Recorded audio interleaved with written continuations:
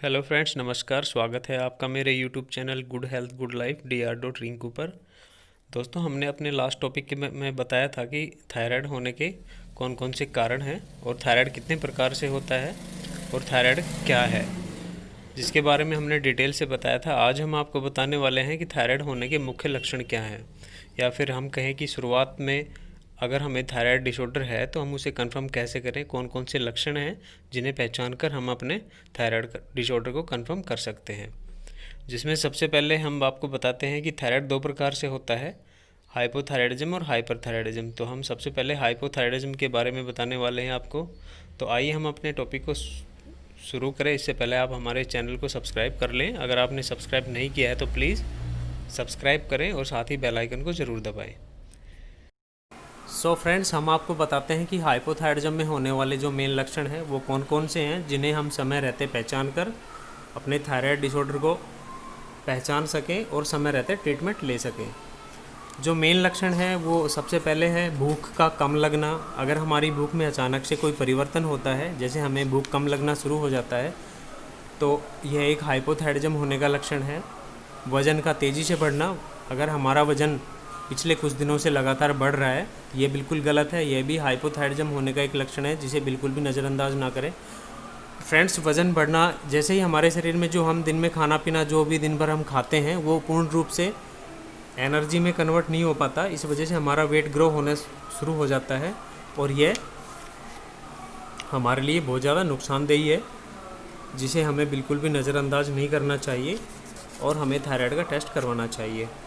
जैसे ही thyroid hormone imbalance होते हैं तो उसी समय जो डिप्रेशन वाले हार्मोन्स हैं वो एक्टिव हो जाते हैं और पेशेंट में डिप्रेशन की समस्या शुरू हो जाती है और उसे नींद नहीं आती है। तो ये नींद का नहीं आना, यह भी एक समस्या जो है, जो लक्षण है वह हाइपोथायराइडिज्म का है।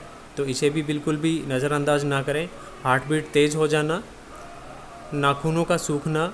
नाखून जैसे ही अगर हमारे नाखून बिल्कुल पतले, बिल्कुल ड्राई और रूखे रूखे और अपने आप टूटने लगते हों, तो यह भी लक्षण एक हाइपोथायराइडिज्म का है, जिसे हमें बिल्कुल भी नज़रअंदाज नहीं करना चाहिए। हमारी स्किन में ड्राइनेस आ जाना, जैसे अमूमन हम देखते हैं कि सर्दियों में हमारी त्वचा सूखी रूखी हो जाती है, तो इस प्रकार से अगर हमारी त्वचा सूखी और ड्राई और ऊपर से उखड़ी हुई महसूस हो, तो यह भी एक हाइपोथायराइडिज्म का मेन लक्षण है, जिसे हमें बिल्कुल भी नज़रअंदाज नहीं करना चाहिए। शरीर के किसी भी अंगों में सूजन आना, बालों का झड़ना। दोस्तों, बालों का झड़ना हम आपको बताते हैं कि कई बार हम बिल्कुल नज़रअंदाज कर देते हैं कि बालों का झड़ना एक आम समस्या है, या फिर हम सोचते हैं कि बढ़ती उम्र के हिसाब से हमारे बाल झड़ रहे हों, या फिर किसी और अन्य स्किन प्रॉब्लम, हेयर प्रॉब्लम की वजह से बाल झड़ रहे हों। तो ये बिल्कुल गलत है। बाल हमारे हाइपोथायराइडिज्म होने पर भी झड़ते हैं, तो हमें ये नज़रअंदाज नहीं करना है। हमें टेस्ट करवाना है और थायराइड का ट्रीटमेंट लेना है और समय रहते अपने बालों को झड़ने से रोकना है। कमजोरी रहना, पसीना कम आना, ठंड लगना या शरीर ज़्यादा ठंडा रहना।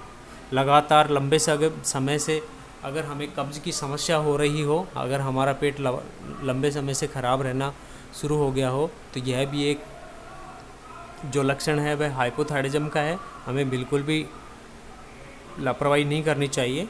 और महिलाओं में जो लक्षण देखने को मिलता है वो है कि पीरियड का अनियमित रूप से आना। महिलाओं में जो मासिक धर्म होता है वह अनियमित रूप से आना शुरू हो जाता है, कम या ज़्यादा, या फिर समय पर नहीं आना।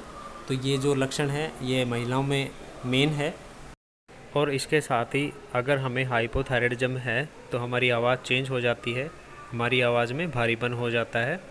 तो यह लक्षण भी एक हाइपोथायराइडिज्म का लक्षण है, जिसे हमें बिल्कुल भी नज़रअंदाज नहीं करना चाहिए।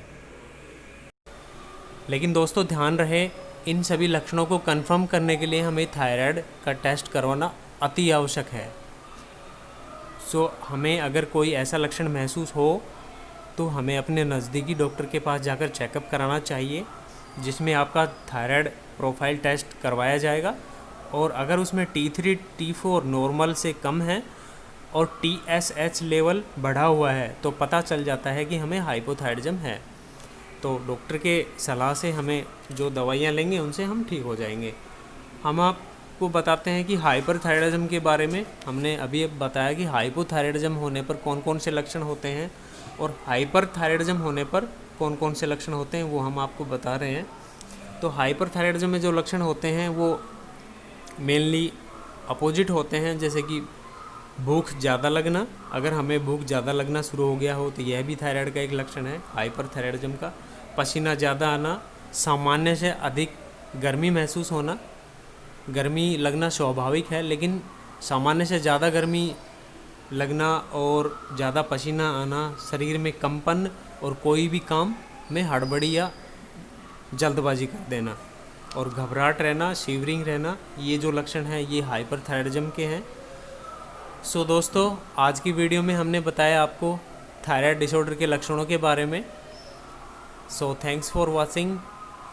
आशा करता हूँ कि मेरे द्वारा बनाई गई यह वीडियो आपको बिल्कुल पसंद आई होगी। अगर मेरी यह वीडियो आपको पसंद आई हो तो प्लीज़ शेयर करें, लाइक करें और सब्सक्राइब करना बिल्कुल भी ना भूलें। मिलते हैं अगले एक नई वीडियो में एक नए टॉपिक के साथ। तब तक के लिए जय